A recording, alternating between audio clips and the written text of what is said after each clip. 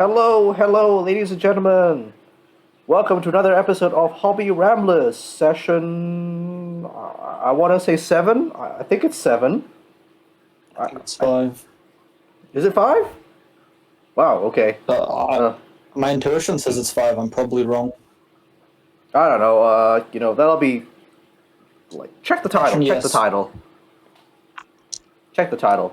And today we finally have a full house.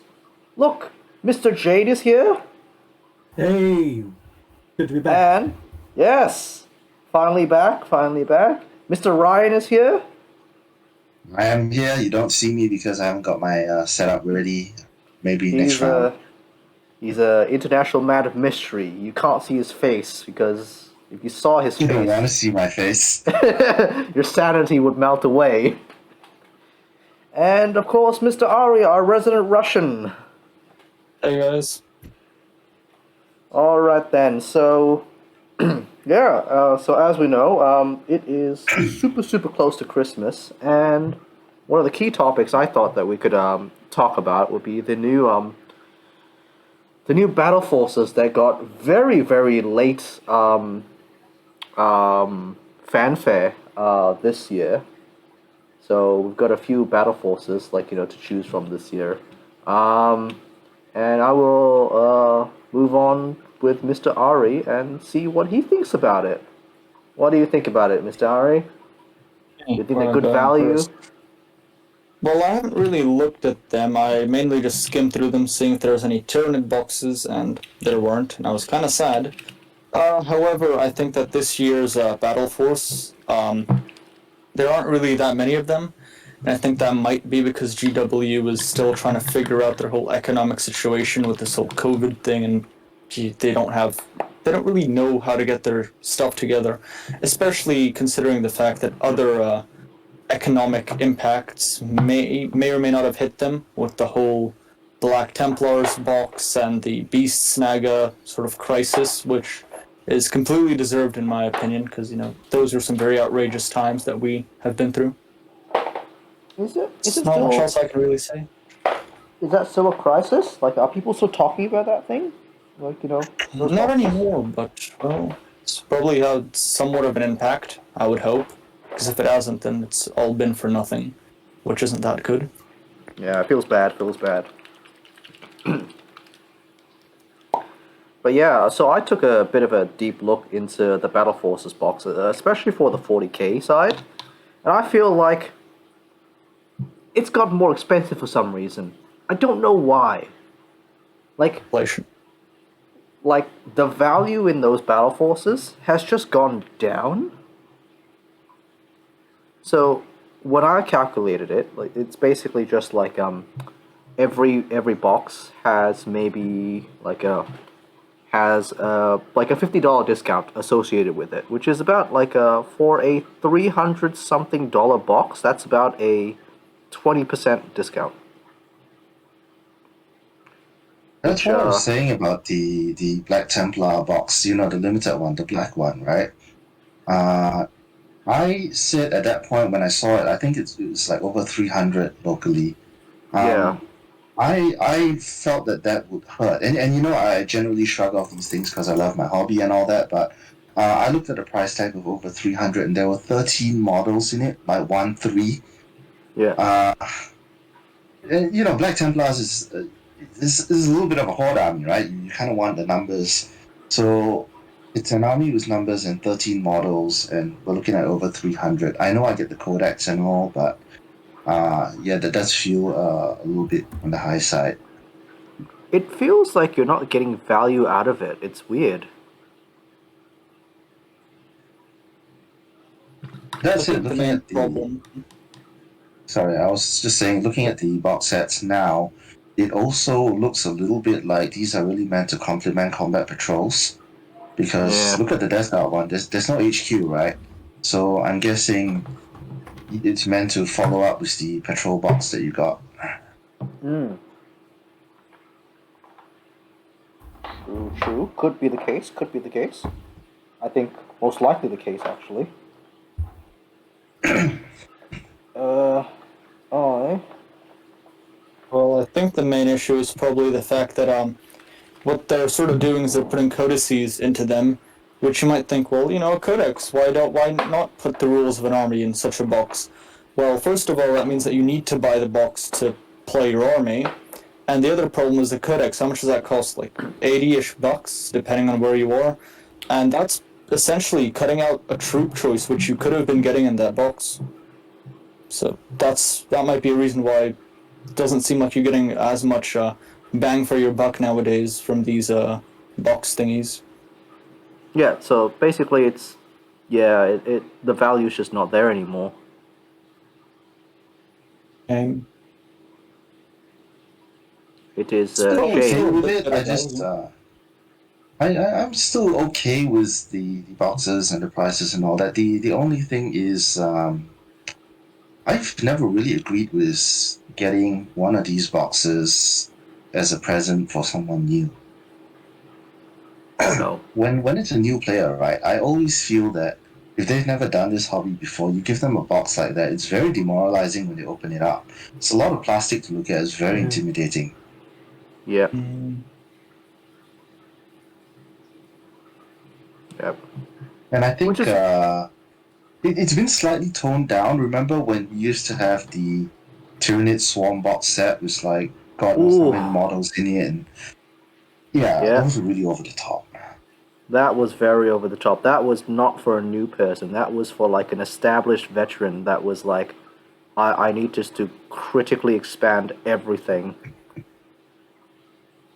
yeah. But yeah, these days I'm a big fan of just buying things one at a time because I mean I'm not buying more than I can paint. And even if you tell me the box set has like a big discount or something, honestly I find that I spend less when I buy specifically what I want and then stop. Yeah. Very true. Very true. Very true, Mr. Ryan. Very true.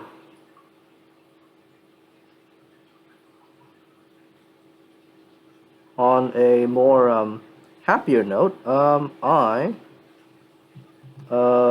am probably gonna get a Malaceptor very soon, and That's nice. I'm gonna be converting him into a gigantic Zoanthrope.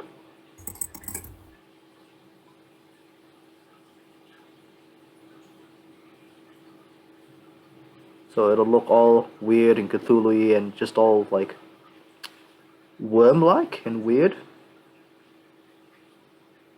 So that's my big hobby project for, this holiday. Just like, gotta do that.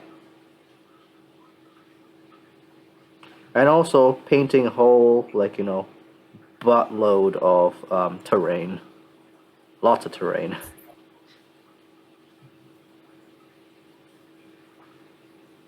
Lots of terrain and, a bright pink tank.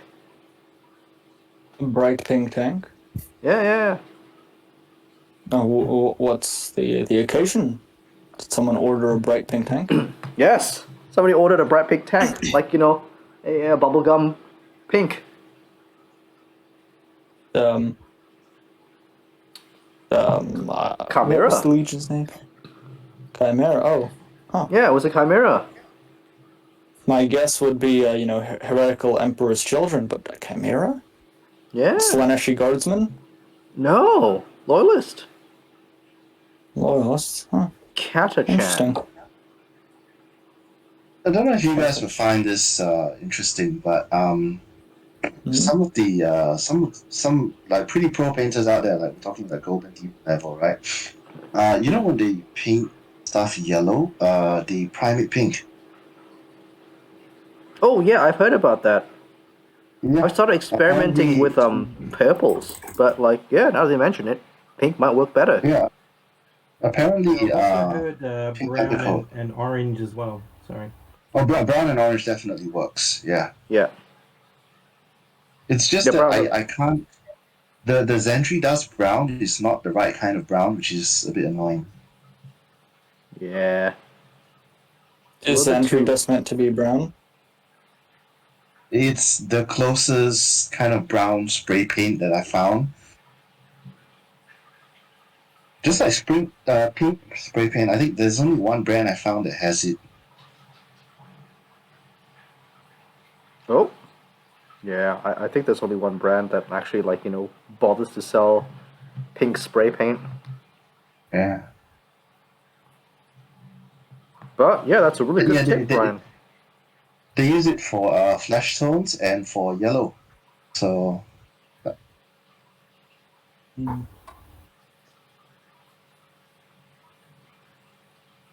All right. That's awesome. All right, I'll definitely try that out if I paint some more yellow on the terrain, which I probably will. Oh man, guys. What happened? Oh no, I just got it's just it's been a pretty harsh week for me. I just got Uh, done with a horrible cold, and I'm still recovering from it. I've still got coughing fits, so occasionally when I go on the bus, people just stare at me a lot and just like, oh no, he's got the COVID. Interesting. And it's like, no, I don't have the COVID, but I am still Are slightly you sick. sure about that? I'm very sure. Have you checked up with the doctor? Have you Well, perhaps entertained the usage of a PCR test?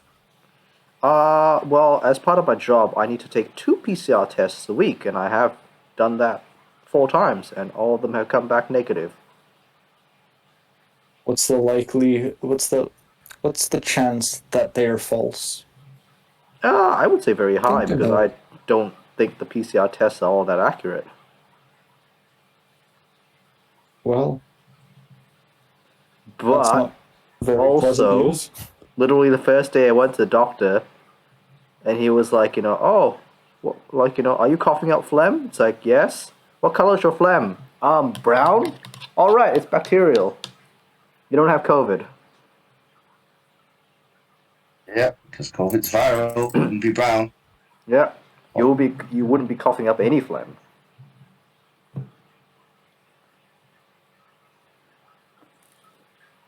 It would just be a sore throat and a horrible cough. Which, honestly, would be way worse than what I was feeling.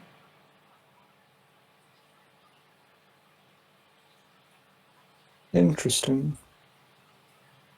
Way, way, What color way. do you reckon Chaos Spawn should be?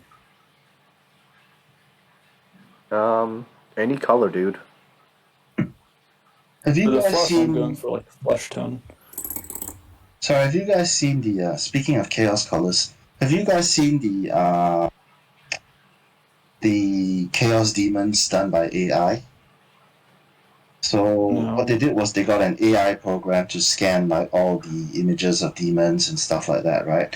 And come up with an AI generated picture of demons for like Slanesh and Nurgle and so forth. Ooh, You can check okay. it out online. Yeah, I'll do that right now. Demons by AI. Very interesting. The colors are exactly right, and funnily enough, it's the weirdness of it just makes it extremely Damon-like. Huh. That's really interesting. All right then. We gotta search it up.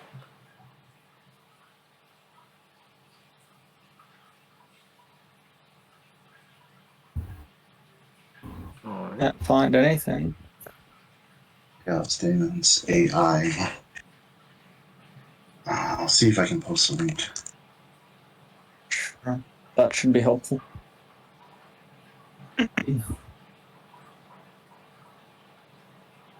So Jade, what have you been up to?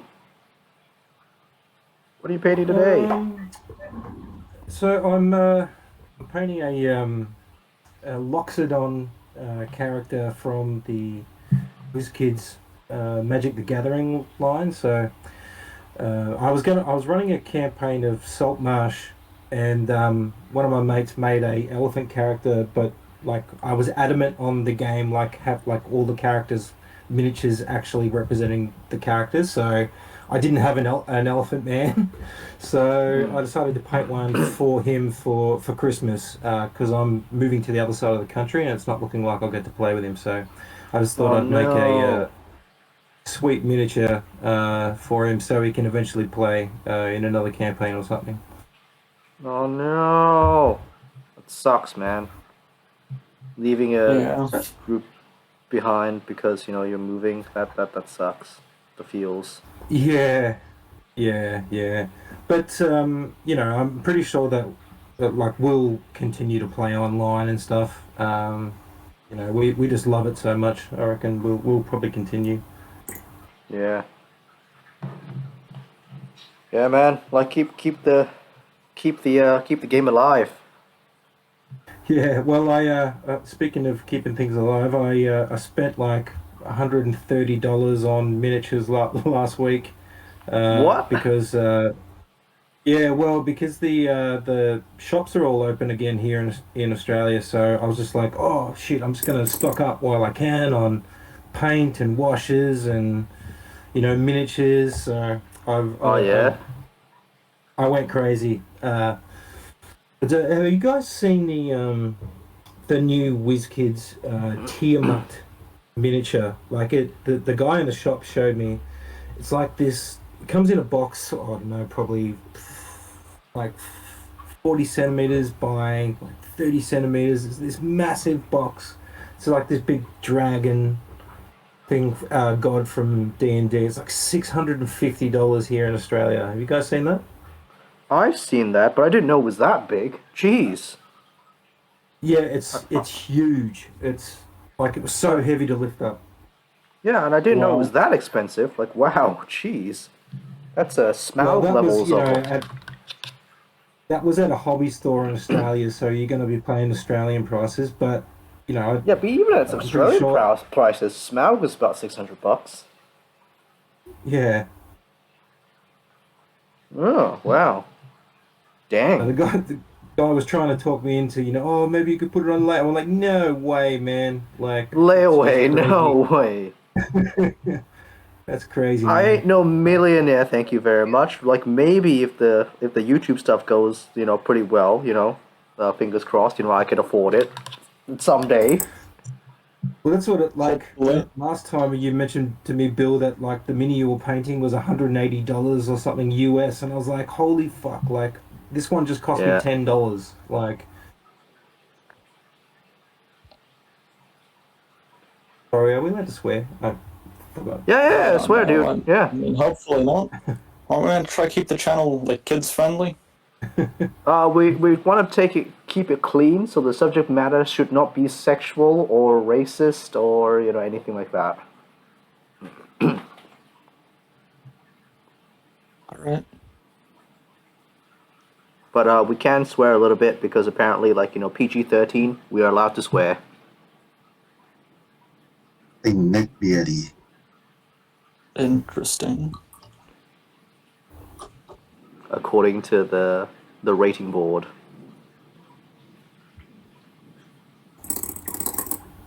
But yeah, wow, that's insane. Yeah. So a little bit about that story. I was painting up a Constantine Valdo for a commission, and yeah, he's an expensive model. He's a very expensive model. Um, Far too expensive for me. Far too expensive for my taste. So some guy did it on Wombat on Reddit. So I'm posting the links in the general text channel. What? So if you look in the general text channel, I posted 2 links there. And what those are AI generated images. One is of the Primarchs, one is of the different Chaos Daemons, and that was done by an AI sort of just trawling through all the different pictures on the internet. Oh wow. I hope And my IP doesn't get leaked. No, you're fine. You're Russian. You're supposed to be doing the leaking. I thought you said no Yeah, well, you see, racism. if they get my IP, then they inevitably get like IP of like all the other people that I've got the IP of, and it's very rude to disclose, user information.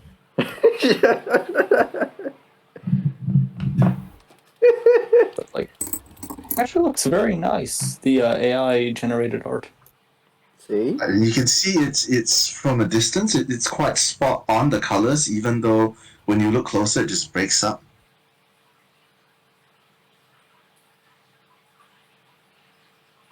See, why can't we just like let the AI do all the artwork for Games Workshop? You know, they do like a way better No, job.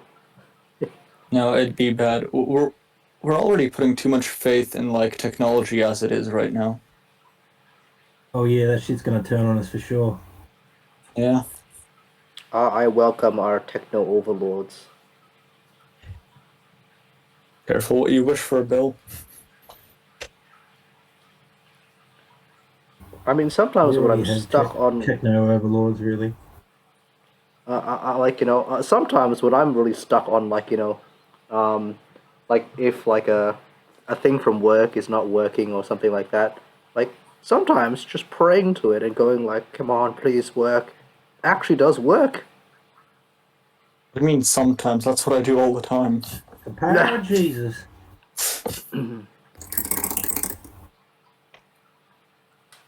I pray to the mini painting gods that I can, get an eyeball in on the first go. Yeah. So I found a really sweet like chrome, like kind of like marker that I've been using on minis on these gal Oh yeah, swords. dude. I did that too. And hold on, where's the one of the gals here? So How how good is the chrome pen? Like freaking amazing. It gets a little less shiny after it's on and dries, though. it depends on the surface, dude. Um, So that sword, like in real life, looks really, really chrome, and I can like kind of see like just the shine on it. So like on swords, it doesn't work super well, but I've got a lady with a staff. Um, yeah, so um, on that lady, on the little orb thing, right, and the orb surface, yeah, I can see my reflection in that. Yeah. When I painted my brother's miniature, I was taking photos and the phone camera couldn't handle the brilliance from it. There was like all these like light refractions coming off the edge of the blade. It looks so cool. Yeah, yeah, I was like really stoked about it, and Mm, like Raheem was like, bro, try this, and I'm like, what the hell? This is awesome.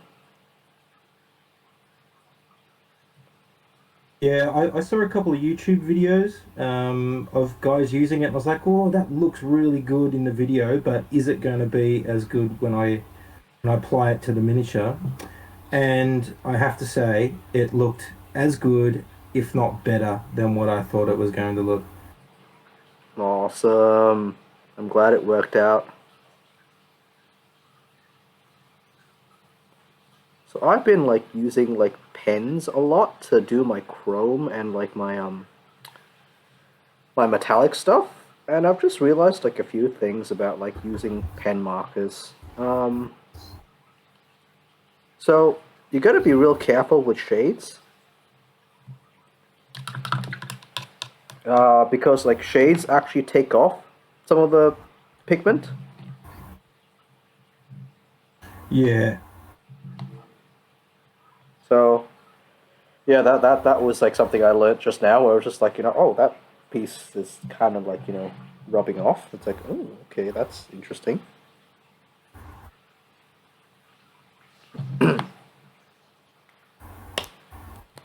But other than that, like, yeah, if you're quick with your shades and everything, yeah, should be a-okay. Should be absolutely a-okay. I'm one of those mini painters that tends to go way overboard with the shade. Are you?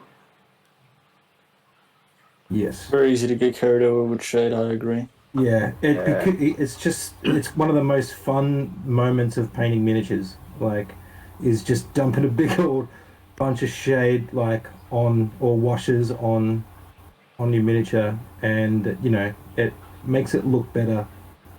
Initially, then you got to go back and paint more. But just that instant like detail pickup is cool. Yeah. Usually shade is my last part. Did I tell you I changed my highlighting methods, Bill? Yeah.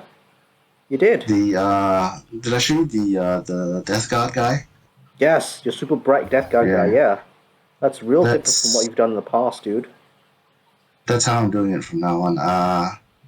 I'm just pushing contrast ranges to super extremes now.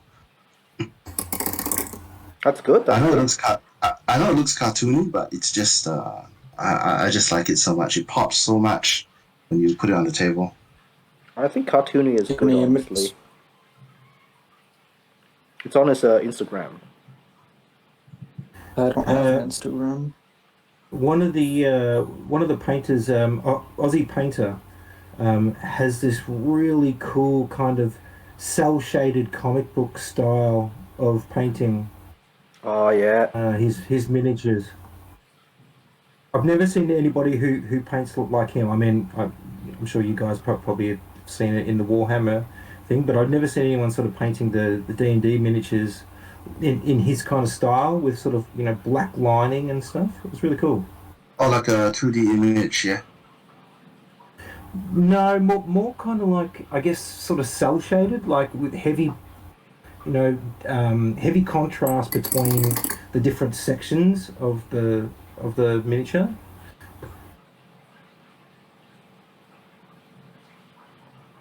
Ooh. I don't Uh, know, Yeah, it's like maybe the Borderlands I'm thing, right? crazy. Yeah, like that's the best way I to like to describe show it you, actually. but Borderlands. so I wanted Oh, to the show you this camera's thing, on. Bill. Since you're doing sisters, I want to show you this thing that a friend of mine he does sculpts and stuff. He did it for me to. Well, he didn't do it for me. He made a few of them, but he sent me one because it would be good for basing my sisters. Check this out. I don't know if you can see it. The light's too strong. This thing. Oh, Oh wow, looks awesome. great. Oh, sweet. Yeah. So Sweet. what I'm gonna do is I'm gonna use it. I'm gonna like ruin it, like make it like a ruins thing. Then I'm gonna put like Celestine flying up from pulls her like her foot on the head or something, so she's like flying up from it. Oh, cool. Once I get around to it, which will be a long time from now, Yes. Oh like no. years. Uh, yeah. Well, I've just done that fateful mistake again, Bill, of starting like finishing a project and going right now I can go back to like one of my other old projects, and then just starting a new project completely. you know. Yeah. That's the way I am. Don't feel any guilt about it. That's the way you should do it. Yeah, that's the way you You should should always paint. do it. You should paint what you're inspired by. It shouldn't become like a chore where you're going, oh, Like a I have to do this. completionist. And, yeah. Yeah, I don't know. Like I feel like that sometimes, and then I'm super glad that I didn't because I've put the ogre mage miniature down for I don't know maybe 2-3 months while I painted my brother's figure, and now I sort of can't remember where I'm up to. So like I need to sit down and look at it for a while and make some notes and make sure I'm not going to go in there and just sort of ruin what I've already done. Yeah. Makes Well, sense. lots of Makes careful sense. planning. Yeah. I usually always try to finish whatever I've started. Yeah, I think that's the way to go. Just because you save more paint too. Like you paint it all in one go, and you're using all your different paints. But then if you come back to it after a while, put it down, you tend to not quite remember the colors properly, and it just makes everything more difficult. Yeah. Yep. I Exactly. see what you're trying to get at. Completely agree with that.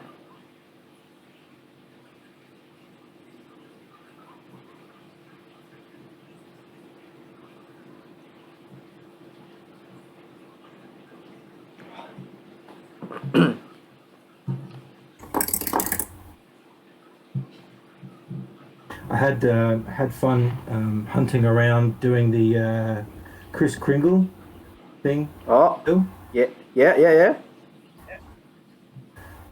yeah. Just like trying to buy some cool hobby stuff that you know that you'd like to get for Christmas.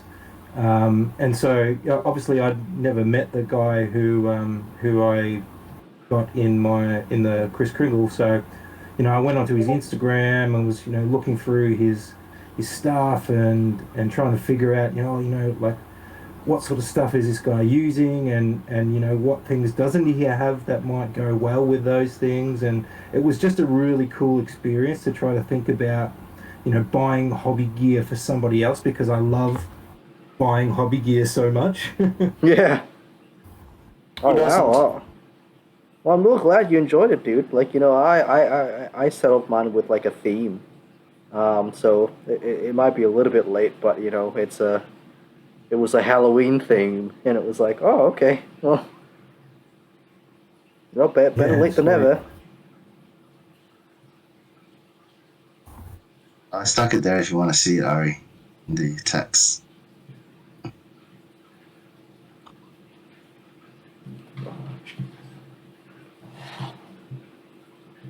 Hey, Bill. Yes. Yeah. Just got a question. So for my Broodlord's base, I've been contemplating whether the sword, I should keep it as a normal sword or make it a power sword. So I just try to bring it up for...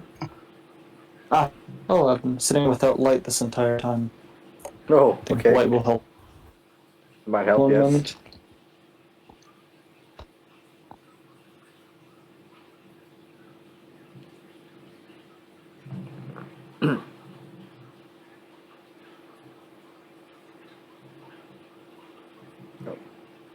This Probably keeps easier to see me shading. now. Yes. Now it's much easier to see. That's nice. Alright. So here on the base, I've got the sword. Hmm. Yes. I don't know, should I keep it metal or make it a power sword? Up to you, bro. Do you want to have that like OSL lighting effect, or like I mean, I can't do OSL, so I'll just probably paint it to look like, blue power sword and then call it a day. Okay. Well, what do you think? Like, do you think a splash of blue will add anything to the model? I won't add much, but it'll probably make the sword pop up a bit more. Don't know if that's what I want. I Yeah, think like blue would go well with your color scheme. And the red and the sepia sort of skin. Yeah. Yeah. Alright, well, we'll give it a shot. And I can always paint over it if I really screw up. yeah. Alright. We're using very thin paints to allow the metallic to shine through.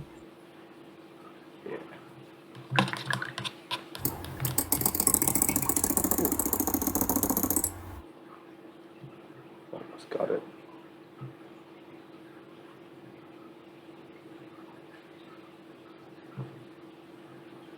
I've still got more highlighting to do on these gals after the shades and this.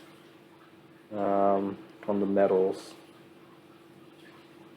And then I've got one Sister Superior from the Kill Team box, which yeah, I've got to do like basically her entire cloak. I just haven't. So unlike the rest of the sisters, she actually has like a different colored cloak. So Interesting. yeah, this lady here, in the box, she's actually like got a super red cloak, just all red. I'm like, huh. Nice to see more gals with fancy cloaks. Well, the the color scheme I had for all these gals is that like in the box art like all the cloaks are meant to be like brown, but so I changed that to like more like grungy, weathered, and dirty, like off white.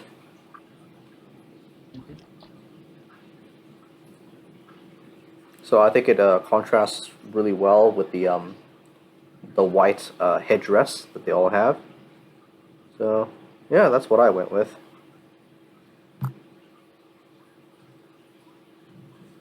Well, I've just given this elephant man some very fancy red pants.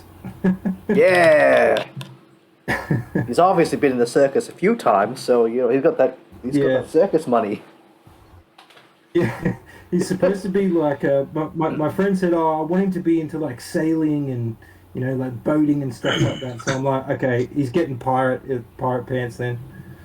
Ah, pirate pants. Pirate pen. Only in this universe does pirate pants make sense.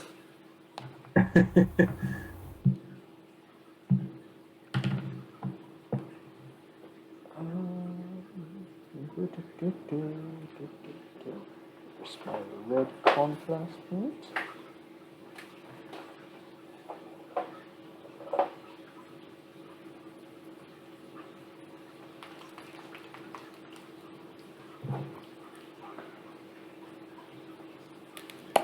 Right.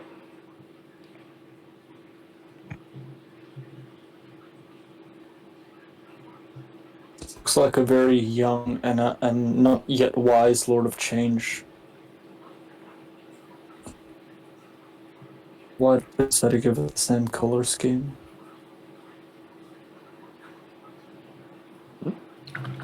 Which color scheme are you talking about? The little terror turkey, which I'm going to proxy as a, what are they called? Chaos Spawn.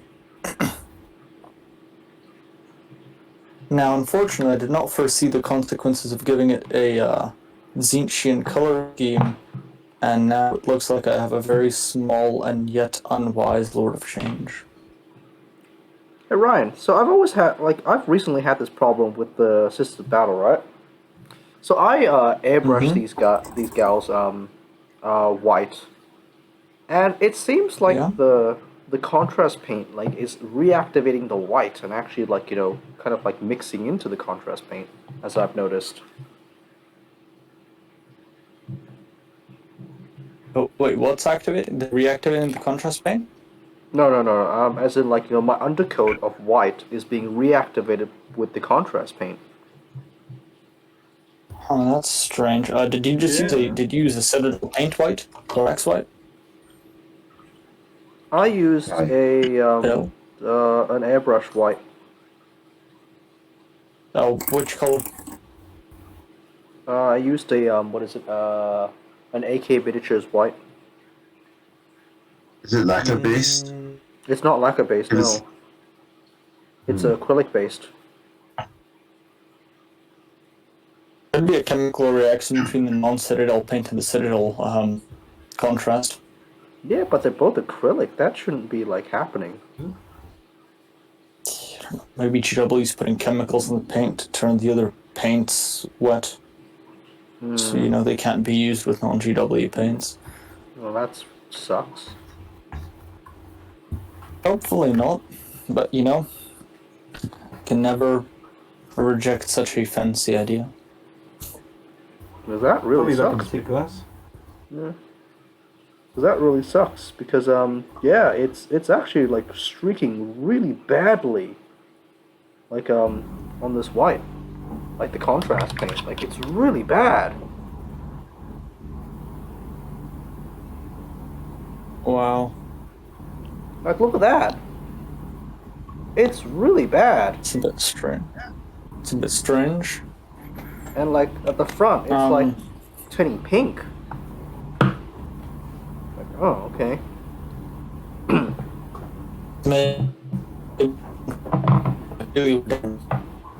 The base coat fully dried. Yeah, it is. It's been dry for a few days. Did you use any retardant on it? No. Well, basically, I use a flow improver to thin it down to get it through the airbrush, but I've never had this issue before. When put on with oil mediums and stuff like that, it's fine. It's pretty strong. But with contrast paints, it's just it's just lathering off. It's very weird. very weird indeed. Um, I really don't know what to do in this situation. Maybe you could try seal the white off.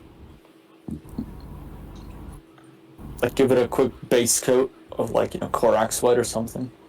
No, because that would just destroy the entire texture of it. Because, Horax White is, bad like that. How odd. Just layer paint it manually. You just use a normal rig. Just go over it. Yeah, you've just gotta go over it. That's really weird. Slowly but surely, as I've started to use different paints, I've been liking GW's paint less and less. See, that's the tip. Never move off of GW.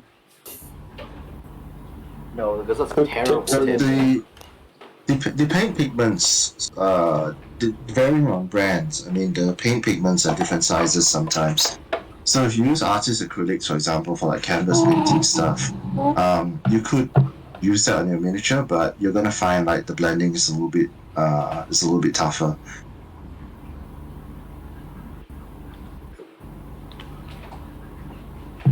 Oh wow, okay. Put all that red. But yeah, apart from metallics, I never go beyond 5 pots of paint now. Yeah.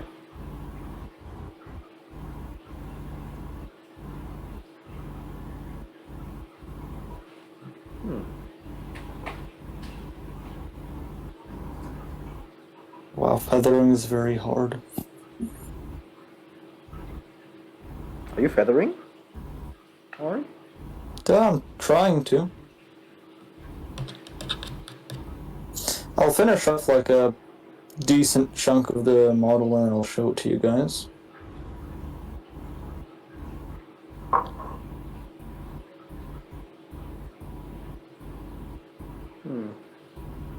Yeah, I've got to really change up my my airbrush white because this is really bad.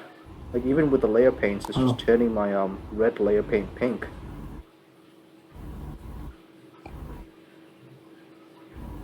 Because the white is But literally even being with a normal paint. What do you mean? What? Yeah. So that should not be happening. Yeah, it shouldn't be, but it is. And it's what is going on?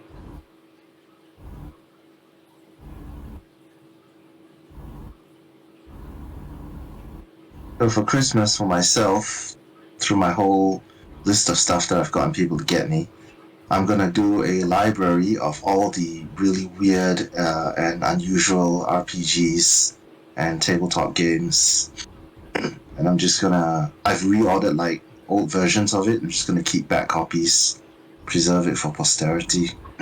Ooh, nice. Sounds cool. There's there's a lot of these games in here that they sound unplayable, or it would be a ridiculous challenge to try and play them. And these are the ones that I really love the most. The unplayable ones, yes. Have you heard of Nobilis? I've heard of Nobilis, yes. So this is a role-playing game where you are a god and you embody a certain concept. It could be something very material like water or fire or whatever, right? But it can be down to something as specific as traffic or road boundaries, right? And God of road boundaries. yeah, you can go ahead and be the god of neckties if you want, right? And because you're a god, there is no need to roll for anything. If someone punches you and you say you dodge, then you just dodge, because you're a god. But you have a certain pool of miracle points that only replace whenever you use it to extend your domain. So if you're the god of traffic, for example, you might want the city to expand and you might want more roads to form, and you might use your powers to go around and try and cause unnecessary road works.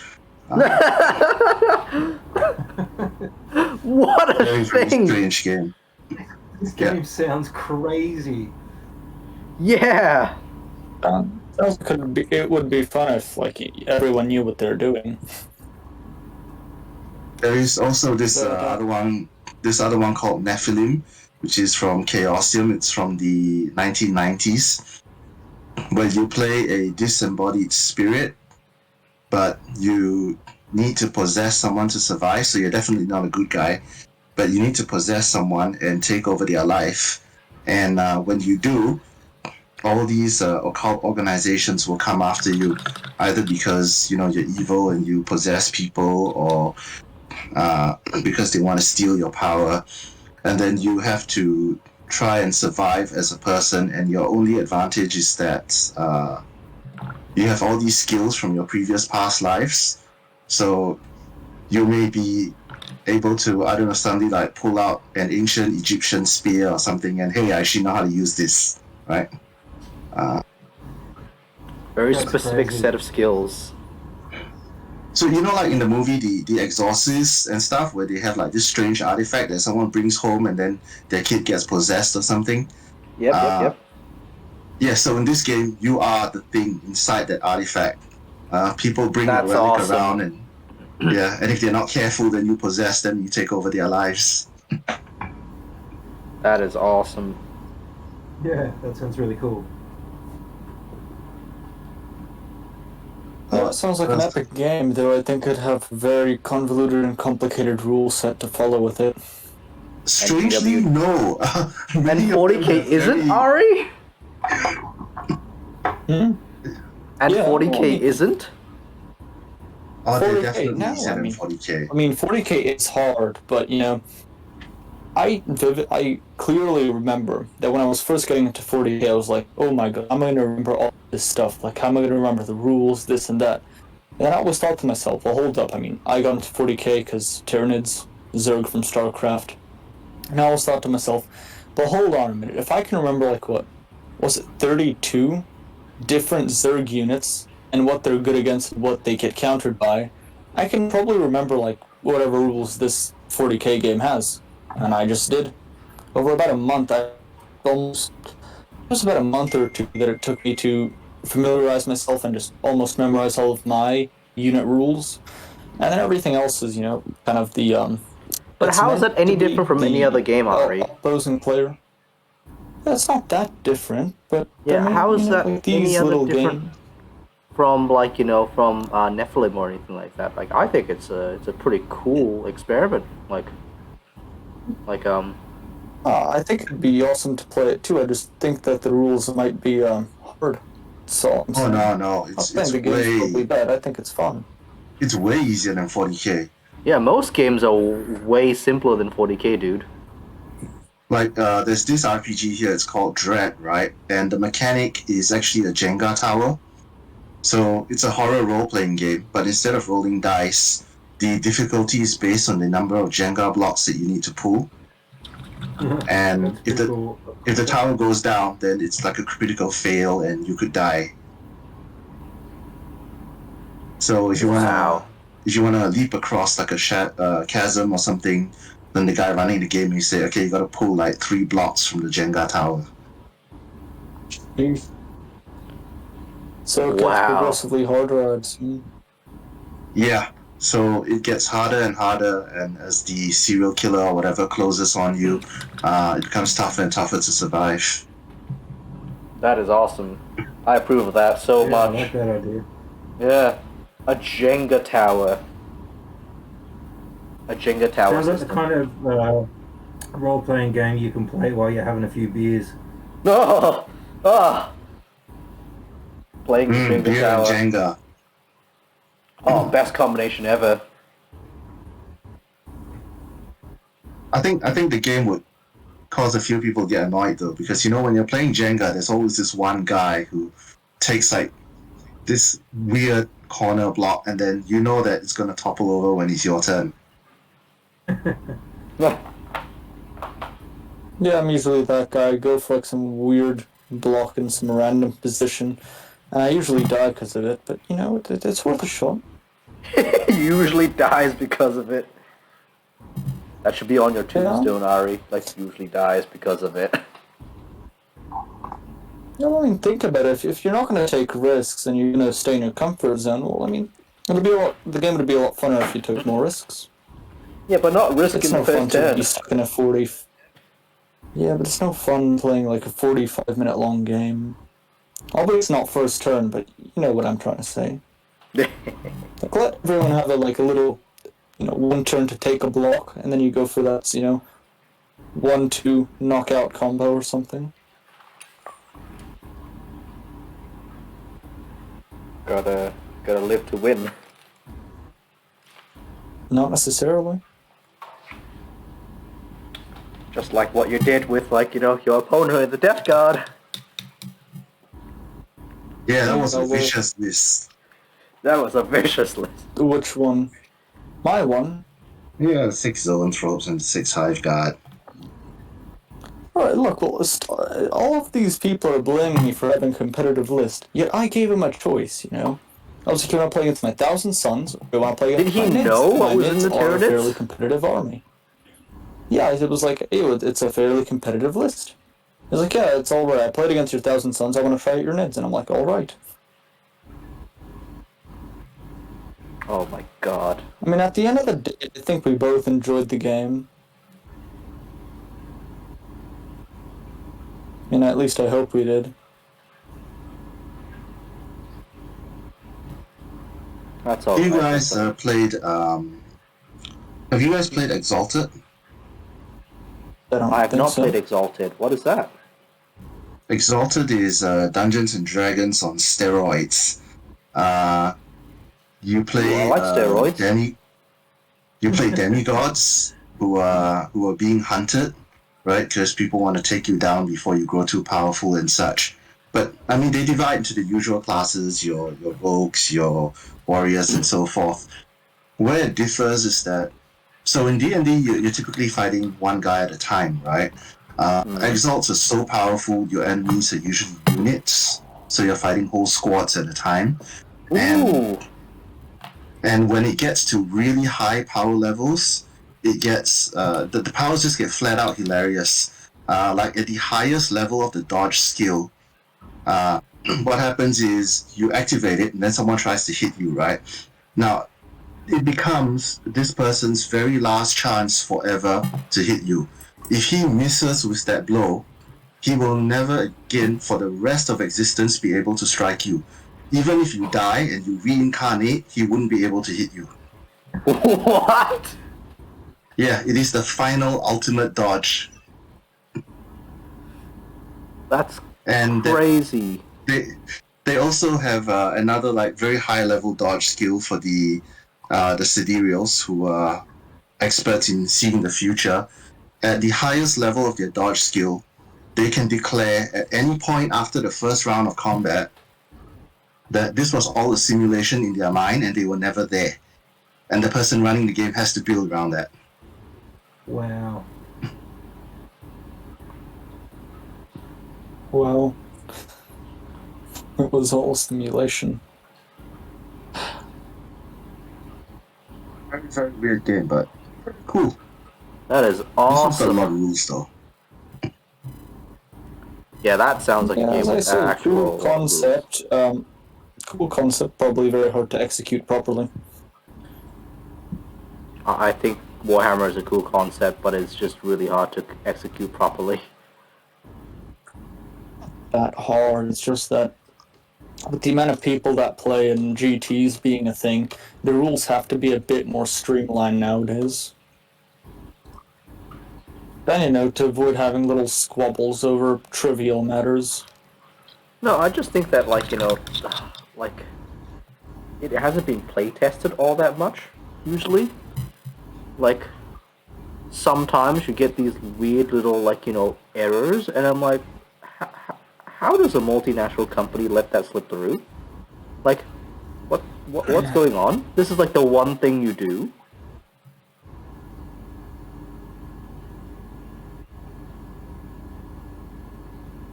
You should My main play point- BattleTech with us if you think Warhammer is complicated. Because the Warhammer players are getting a bit of a shock from the complication of BattleTech.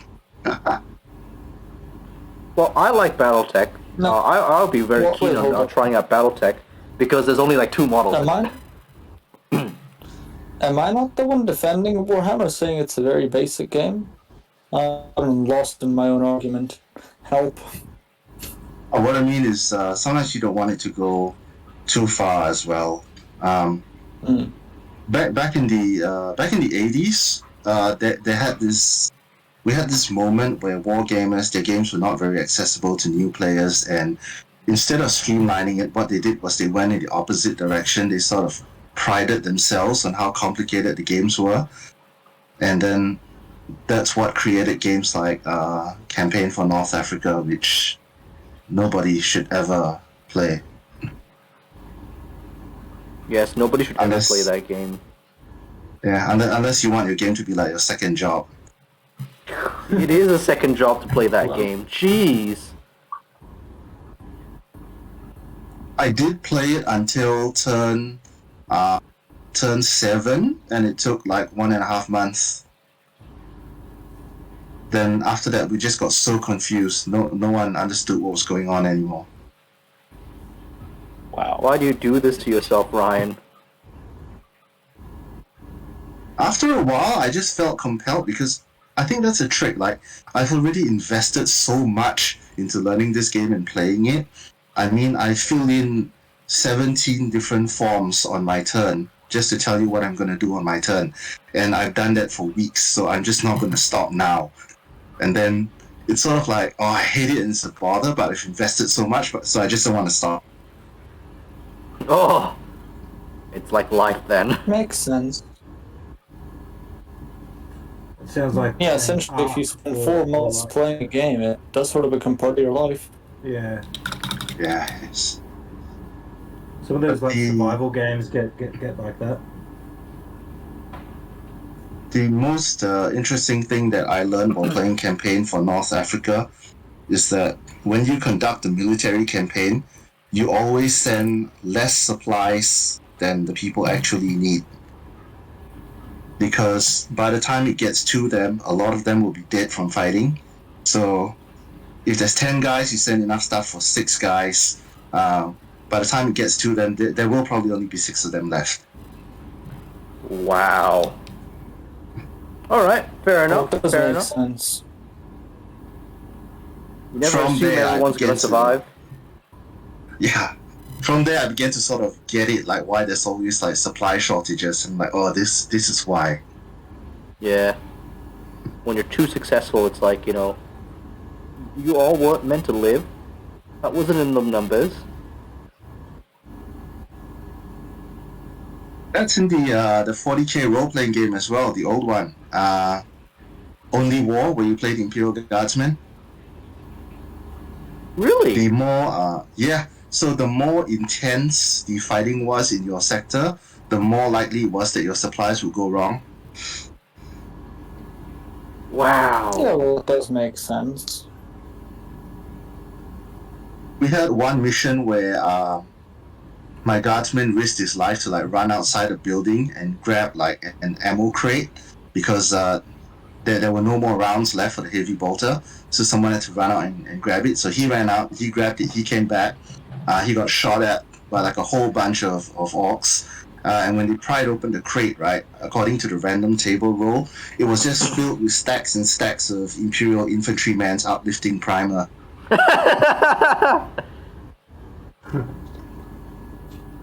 So it's basically just a field manual, crate. Yeah. How can you Wow. not differentiate between a field manual crate and a crate full of ammunition? It's just generically says crate, right? So maybe the Imperial Guard just ships everything in like a generic form. Yeah. Non-labeled crates. It's like it. No, but Yeah, you gotta understand, during the heat of combat, you should make stuff as easy to understand as possible. So an ammo crate should legit have in bold letters over the top, ammunition. If it's a food crate, just draw like a hamburger on Well, it. it could be a clerical You issue, know. Ari. That always happens where, you put it in the ammo crate, but then it's just all uplifting primers. Hamburger. Or it's frozen hamburger meat. It's like, I can't shoot this at the enemy. Oh, wait. You can throw it at them. Yeah. So did you guys just start like throwing the books at the enemies, Ryan? We just kind of stacked them up and then set fire to them to try and make like decoys and block off passages. All right, all right. Good thing there wasn't a commissar there. The cool thing about Only War is that, I mean, they know what guardsmen are like, so you don't get any experience for killing things. You only get experience for fulfilling mission objectives. So you can not kill a single thing and still get your XP and win. That's awesome. I would definitely encourage that. It was quite different from the companion game, the Deathwatch game, where the Space Marine equipment was beyond ridiculous. What was it? What? So in the Deathwatch game, my Space Marine had a heavy bolter that I could move and fire like a regular weapon because with enough points, I could buy anti-gravity plugs for the gun. So the gun would literally just kind of float there. Yeah, so there's no weight and there's no penalty to move and fire it. Wow.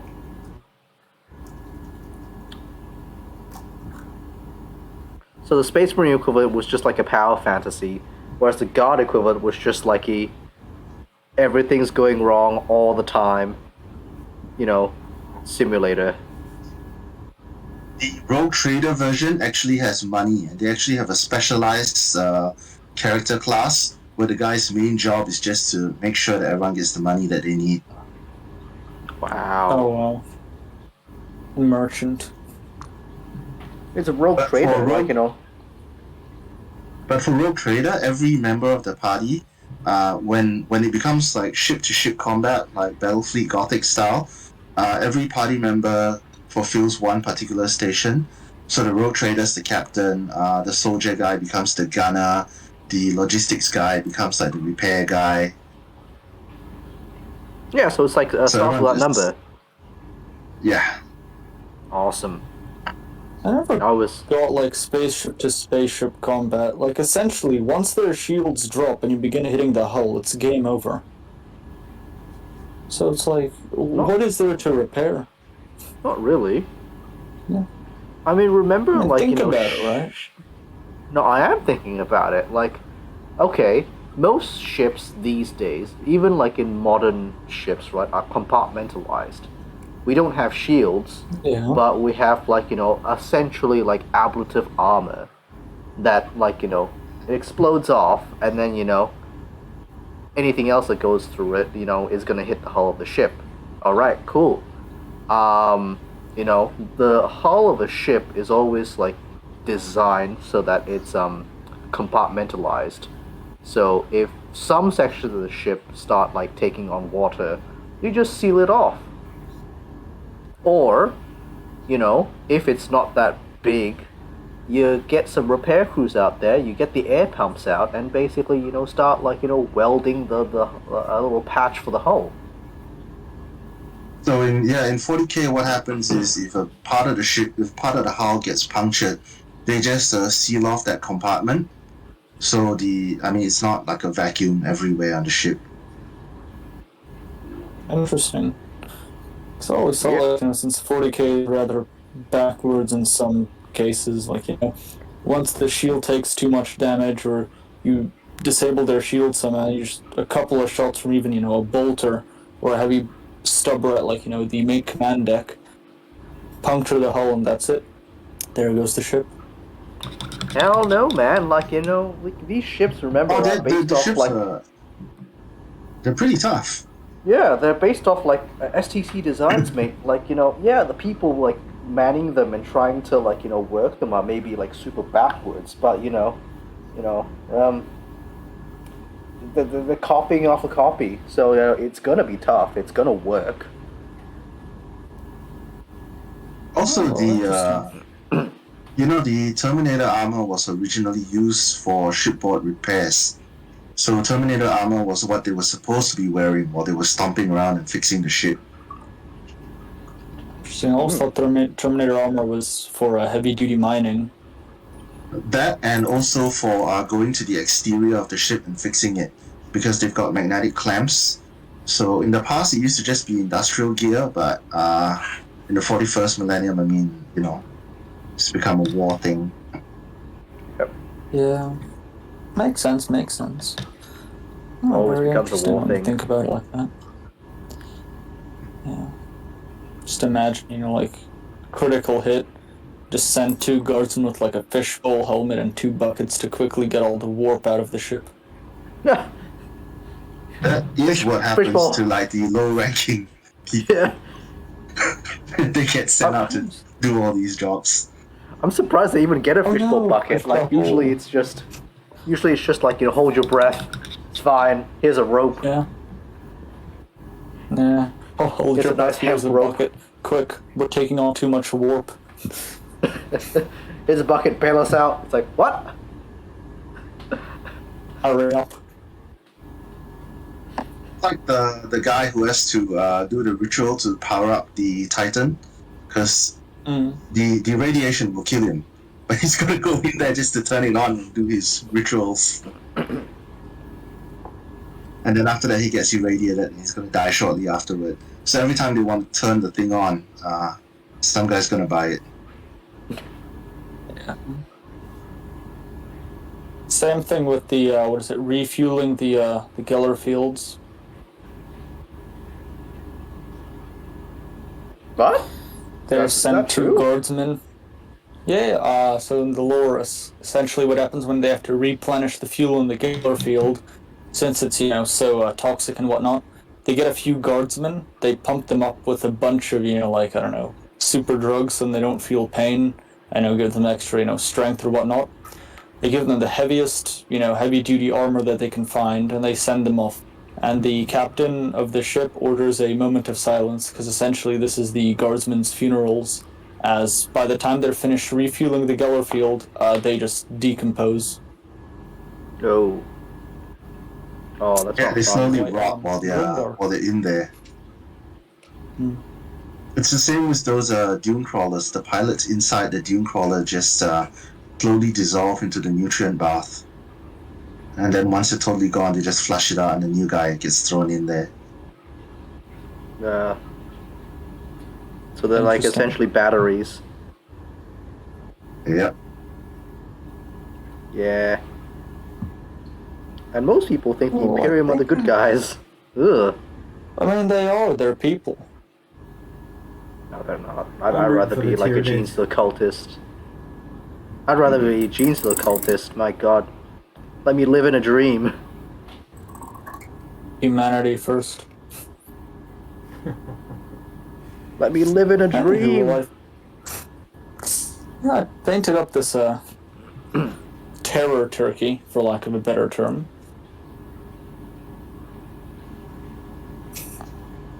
What is it? A terror turkey? Nice. Yeah, Nice. rather similar to the Lord of Change. I'm quite sore about them changing the rules for those 4 greater demons, especially Atos Valkyries. That was my favorite guy. My whole plan was a 1,500 point army that was made of him, just him. Nah. No go, Mr. Ryan. Get something else, buddy. It was huge fun.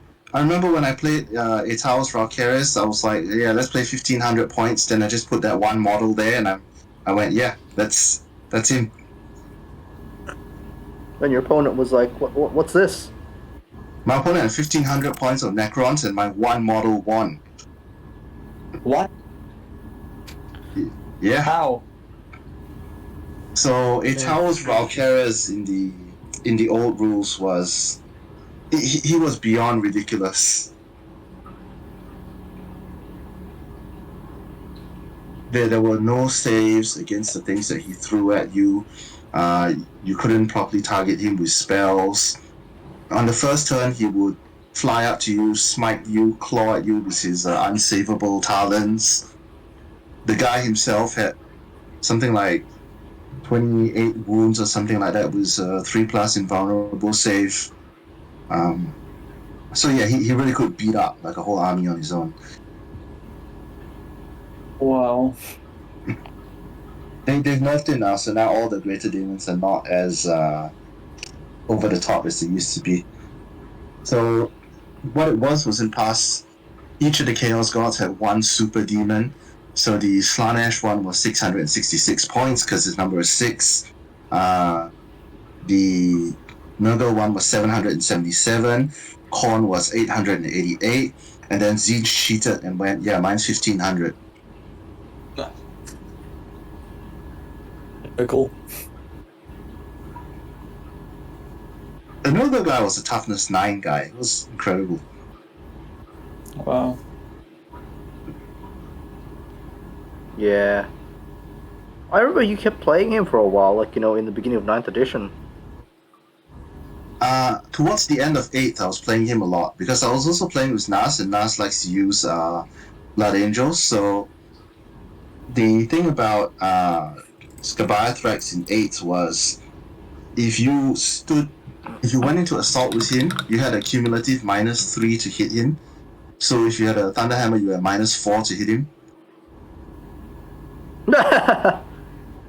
And he was toughness 9 with feel no pain and a 3+ invulnerable save, so he was indestructible in close assault.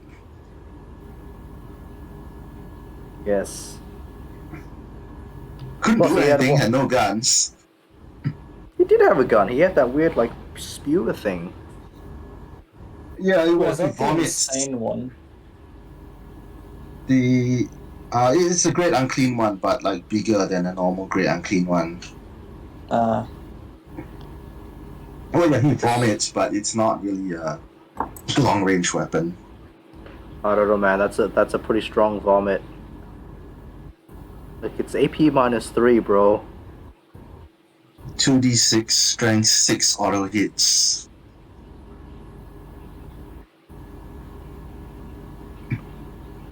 That's a pretty gnarly, like, you know, non-shooting weapon there, buddy. Well, it's 9th edition, and sadly he lost his T9. He's down to T8 again now, so. No. What a shame. Well, on the other hand, he is Travesty. also playable now because they dropped him to like 400 something points, so it's a little bit more that is fair. reasonable. That is fair. That is fair. That is very Oh, I fair. finished up all those Slanesh demons, Bill. Oh, finally, yes! Oh my gosh! They're not Ryan's- based, but it's all done up. Entire Slanesh army is finally painted up and all good. they're not based. I haven't based them. What do you plan to do for the basing? I have no idea. I may not at all because nowadays I divide between my gaming pieces and my like proper painting pieces, and I just have no time to do both. Maybe Dead Eldar on the bases. That'd be nice. Carrying the Slanesh things is such a problem. Those whips are so annoying. They break all the time. I've kind of like keeping up on my Tyranids, storing them properly, so I'm just like, you know, I'm going to have to invest in a magnetic case at some point because it's just too much of a hassle. Would you look at that? Now I've got 2 terror turkeys. Nice. Terror turkeys are good. You should use them more in your next game. Hopefully with Varden this weekend.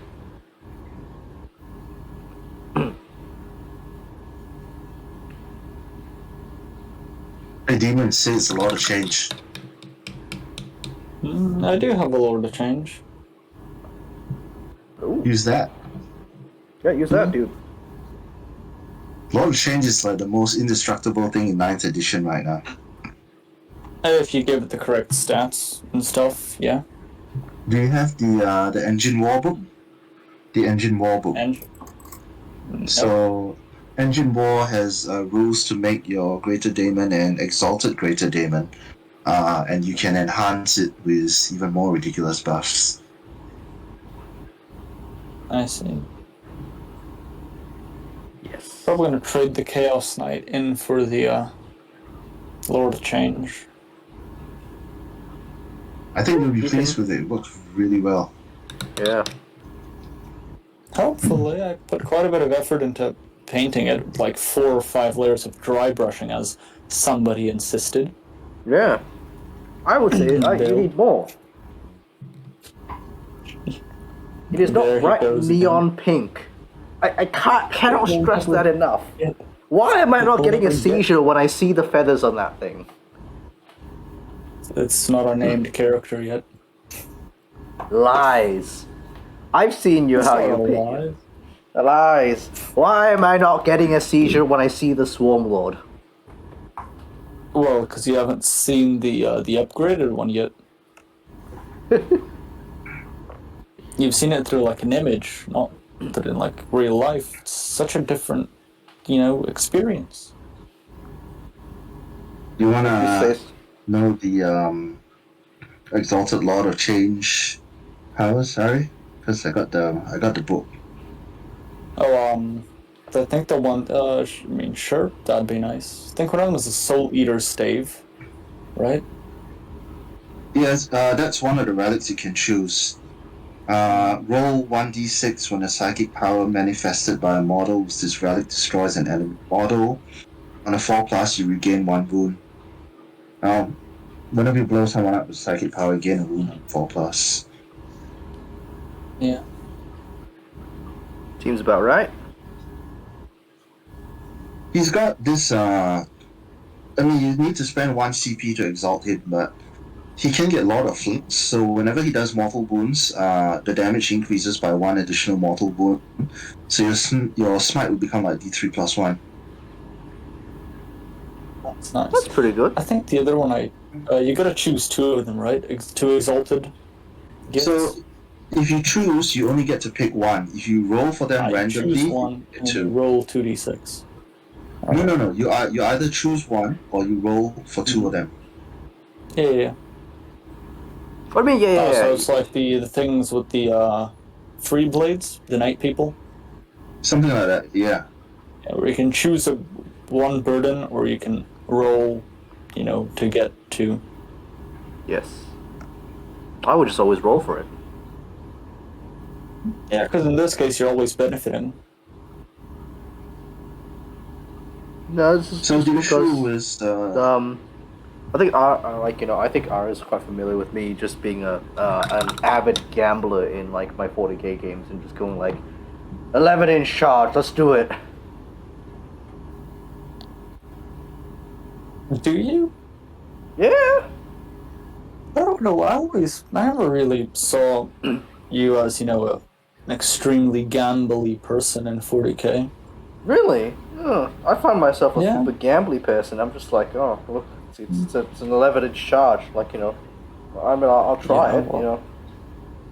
In my opinion, if you're not trying every single opportunity to do something and to win, and you don't win, you shouldn't really be upset because you didn't try every single opportunity. What do you mean try every opportunity? So, for example, right, if you're playing a game and you're always like, it's like a 10-inch charge, it's too far, I won't do it, or what if I do this stratagem and it doesn't work, so I'm just not going to waste my CP, and then you don't win. Well, don't be surprised because you didn't actually try to use any of those situations to your not advantage. Really, If you're because it's constantly like gambling, there's a higher not chance you'll really. win.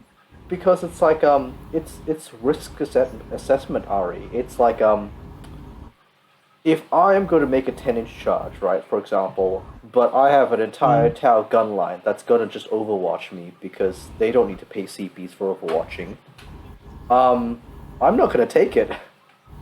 That's an insane move. That's a crazy man's move. So I play Deathwatch, and if you charge my Proteus kill team, I have 8d3 automatic hits at strength 6. So it's probably not the best thing to do unless you're really sure you're gonna close it. Because otherwise you could charge, I could declare Overwatch, you'll eat like the 8d3 auto hits, and then after that you still fail the charge, and then that could turn the game around. Maybe.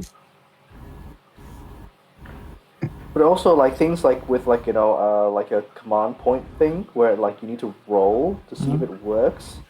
Yeah, they're usually quite desperate ones. It's like it's exactly like the Necron one where like it's two command points and you get a 4-up roll to see if your Necron Overlord will die or come back with D3 wounds. So it's like Mm. it's a pretty desperate move. It's not meant to be like you can do it every turn thing.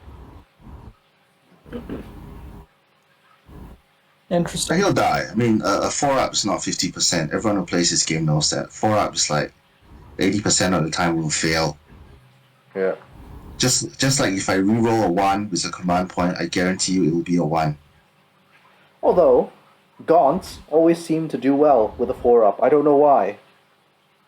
Just volume build. You're rolling a lot, maybe. No. He does have a point. Yeah, Like like despite my gaunts, they hit on 4-ups and they were wounding on 4-ups. And out of 40 shots, 28 of them hit and wounded. So I've only lost 12 shots in that whole ordeal.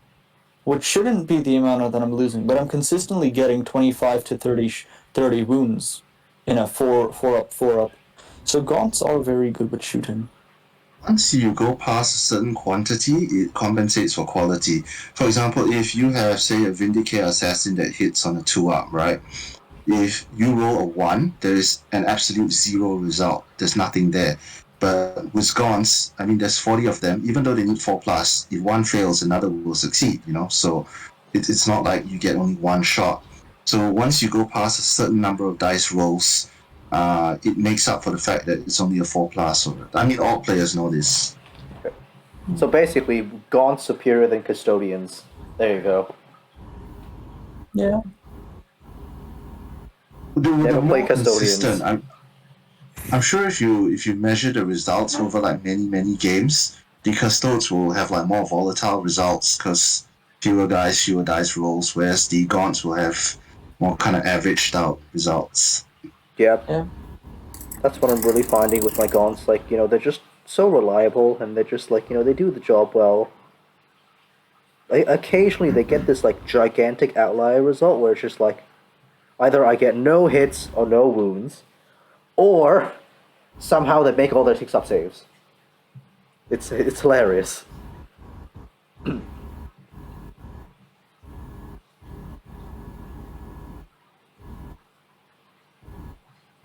Like I find it really hilarious when like when my Gaunts have a 6-up feel no pain from Leviathan, and it's like like in my previous game against the RG player. Yeah, he just shot his Basilisk at my Gaunts the entire game. It's a very wise choice of basilisks. Shoot all your ammunition at the guns. And there was a few turns where it was just like, oh, okay, you've got like 8 wounds on me. Saved 7 of them on a 6-up feel no pain. Wow. You sure you weren't you're weighting your dice there, Bill? I never weight my dice, Ari. Sure. Never. We're using the big dice. Yeah, the big dice are not weighted. The ones not which the- are always very suspicious, and you seem to roll very well with. I don't roll very well with them. I roll The averagely same with them. dice which you used to kill, how many was it? 10 of my Hormigons in a charge phase? Yeah, but that's in the charge phase, and that was an old kill team. The same dice that you used to overcharge a plasma pistol and land a 6-up hit on a Tau stealth suit? Yeah, it was the same one, but that's besides the point. Is it, Bill? Is it all just a coincidence? Or are you think it's hiding all- something from us? I think it's all a coincidence because, like, if I was like weighting those dice right, I think the results would be way more clear. What they do? Perhaps you're It just would. hiding this from us by lacking the ability to properly wield your weighted dice. What do you mean? Playing with weighted dice is not a guarantee. It requires lots of skill to pull off and to make it seem realistic. Nah, I don't know what you're talking about, Ari. This is a character assassination. Alright. I'll let it slide this time, though. What? No, when I cheat, I just go, ha, I cheated, you didn't catch me. Can I just say, as a complete noob when it comes to Warhammer, I've played like maybe 5 games like 15 years ago, but to me, when I watched like battle reports on YouTube, barely understanding the rules, it seems like the game is so based upon chance. I mean, you can put yourself in the right spot and have the right dudes and all that sort of stuff, but still, like some of the armies that seem really powerful still end up losing. Yeah, definitely. Yeah. There's definitely a skill element from what I've seen because even though a lot of it is luck based, you tend to find that there are people who make certain moves or can think in certain ways where they consistently end up winning much more often than the other guy. So, for example, beginner's luck it strangely doesn't kick in all that often, and new players tend to get completely bodied like the first 10, 20 games, even though there is that randomness there. So there is some consistency in that sense. Yeah, it reminds me of it's kind of like the board game version of Texas Hold'em. I don't know whether you've ever played Texas Hold'em before, like poker. It's a really swingy version of poker, where where you can go all in and double your money in one round. I guess you could say it's a bit like that, yeah. I think it is like that it actually changes based on the armies that you play. So certain armies really are like that. It's like all in, extremely volatile results. Then some armies will give you kind of more consistent results over many games and you can more or less predict them. All in all, I think it's a Well, pretty predictable game. Yeah. The main thing about Warhammer is up to chance and luck and all of that, but the main part of the game, especially in the competitive scene, is to minimize the effect of that chance and luck. It's how you knowing where to position your units and knowing what to do, which secondaries to pick, and then the other part of the game where it's shooting, charging, fighting. Leave that more up to chance, but try to minimize chance in all other parts of the game. Yeah, that makes total sense. Much the same as playing poker. Like, there are ways to minimize the risk, but yeah, a lot of the time it's just like you just gotta, roll the dice roll and see what happens, and it's like, oh yeah, cool. It's like, I should be able to get this. Once the two players are of equal skill levels, it can kind of go either way. But when there's a disparity in experience, the more experienced player can take like the crappier list and be at a serious disadvantage and still somehow come out on top. Especially in ninth, where it's more of a secondary and sort of objective played game. Or yeah, you can destroy my entire army in one turn of shooting, but if I hide and I play my secondaries and primaries well, I'll be having a 20 to 30 point lead on you, which you won't be able to come back from in 2 to 3 turns once you inevitably kill my entire army. I don't know, man. Really like, makes people more. Yeah, I don't know, man. Like, usually, like, in ninth edition, like, the aim of the game for, at least, like, for me, right, is always, like, just be more resilient. Like, play defensive and just do your secondaries. Like, killing is very, very, like, I mean, like, it's fun to do it, but, like, most of the time it's just there to, like, minimize damage. Yeah, and very similar to how the game went with Verdant and the Death Guard whole thing. Um, the reason I won at the end was it was a very close game, definitely.